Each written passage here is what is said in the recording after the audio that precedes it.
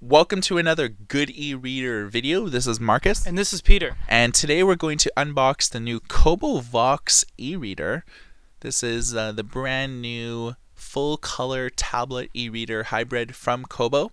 We actually had a worldwide exclusive where we had about a 26-minute video documenting the entire feature list, showing you all of the new programs such as Kobo Pulse with the CEO of Kobo, Michael Serbinius. So you could check out our YouTube channel at youtube.com/user/goodereader, or you could check out our blog for our full written review of this device at goodereader.com/blog. So looking at this is the box. It comes in 4 different colors. The colors are really just on a side here. It's not like this would be hot pink. It's just the chassis, built around there. So it's good that they do colors, and we really like that. In essence, it's an Android 2.3 device.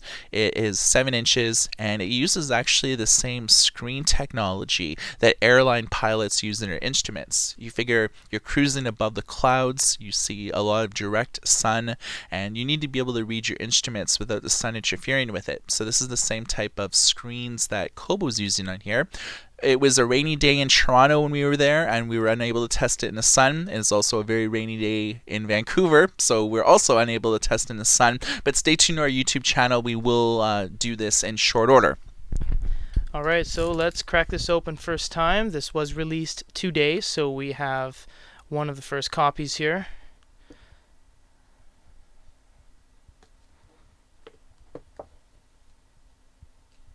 I would say that the box is looking pretty nice. It's pretty, as far as like boxes go, it's not looking too shabby. It is a very thick box, so you can step on this a couple times and it's not really going to go anywhere.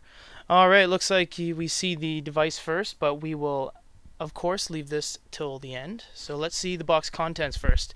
We have the Vox reader, looks to be like user guide right here. I want to hold on to that.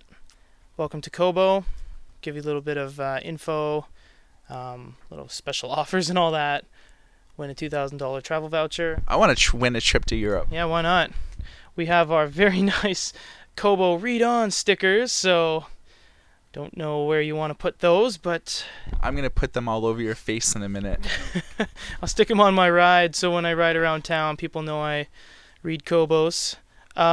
This looks to be disclaimers and warranty guides and all that. You want to hold on to those in case there's anything wrong. We have, of course, micro USB. So kind of the way things are going in the last couple of years, people are kind of expanding from the mini USB that is much thicker. Alright, you have this very strange adapter that doesn't look like you can use it right off the bat without this extra piece. So far, I don't know why they do this. It is a micro USB jack on the other end, so not like it's Chapters Kobo proprietary. So you just slide this in and you have your charging unit. So I guess they must have a reason for that. But well, this is basically you could charge the Kobo Vox by plugging it into your PC via the micro SD, or the micro USB. But if you're traveling, you may want to just use in the wall charger. Or I know in a lot of cases when I'm going to bed at night, I'll leave a bunch of devices by my bedstand on, and I don't really have a computer there, so maybe the charger would come into play. Oh, it's for sure, I agree, but it's not so much the charger, it's this extra chunk here. Why they don't just make those fold down prongs is beyond me, because I don't know what the significance of this is.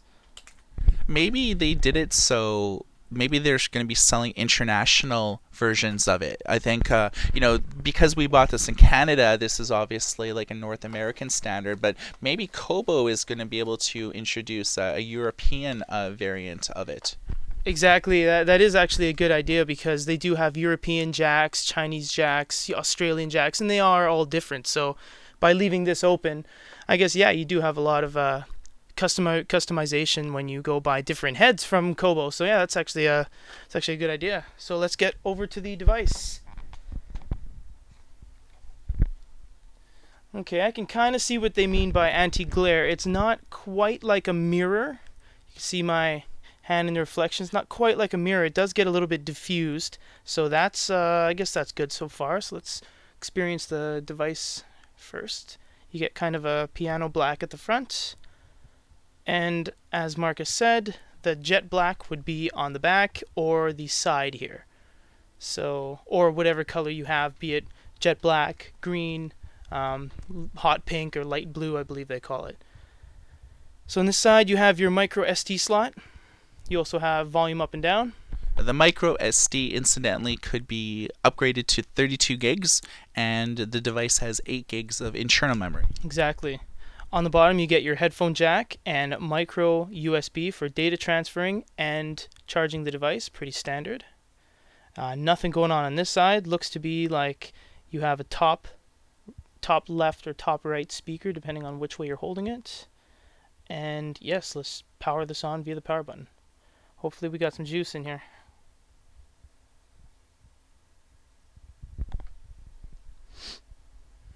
Let's see if this starts up. Usually these e-readers and tablets do carry a little bit of a charge when they hit retail shelves. So we've plugged it in because it didn't come built with a charge. So this is the first screen that you see after the initial Kobo loader on the boot. So you can check here, it's getting started. So we'll just take the initial steps to get this going. Is there any way that we can kind of cancel this? Looks like we can't skip the Wi-Fi, so to show you guys first time startup, we'll be right back in 1 sec. Things that we did off camera were signing into Kobo, configuring our wireless internet access, and a mandatory software update. There was really no way for us to skip the Wi-Fi configuration, and it did have to download pretty well about a 10 to 15 minute software update, and then it rebooted the unit, checked it again, and we had to go through the setup procedures. So once you check for software updates, configure your Wi-Fi, log into your Kobo account, this is everything that you see here. So this is pretty well the app list that comes with Kobo, and we're on the wireless or the settings here that tell you a little bit about a model number, Android number, and everything like that. Okay, so let's just jump to the main screen and just kind of show you where you see these are where your most recent books would be. So once you have opened up a few books, these will all appear here. You can see your web browser, Facebook, Gmail, as well as Reading Life, the Kobo store, the library, and Read Now. In our full video review, we'll actually document all these like steps and show you some things that we didn't manage to show you in our other review video. Of course, it is Android 2.3. You can configure widgets, live wallpapers, and a whole lot more. So this is just basically the boot up procedure as well as all the standard apps that come with it. You notice you have a lot of games, Twitter. It really looks like that Kobo installed a lot of apps right out of the gate, where a lot of other Android devices like the Pen Digital Novel line of e-readers, which is very woeful, you don't really get all of these customized apps preloaded on the device. It's just a very stock Android experience. So I think Kobo did a pretty good job. One of my favorite things is this little Android guy wearing a Kobo shirt, giving you helps and prompts and things like that. So any final thoughts, Peter? Very nice device so far. When I was holding it, it is a little bit lighter than the Nook color. Yeah, I like the piano black around the outside. It's pretty fast and responsive as it is right now. I mean, we just cracked it open, so I can't say a whole bunch, but I like what I see so far. Android 2.3.3, and yeah, I mean, it's got it all so far. We'll get into it, as Marcus said, during the entire full-length review video. Okay, so we're going to do a bunch of video reviews showing you how the Kindle app works on this, as well as the Nook app, and a whole lot more. So you have been watching an unboxing video, as well as a first-time boot up for the new Kobo Vox e-reader. And for goodereader.com, my name is Marcus. And this is Peter. And everybody take care.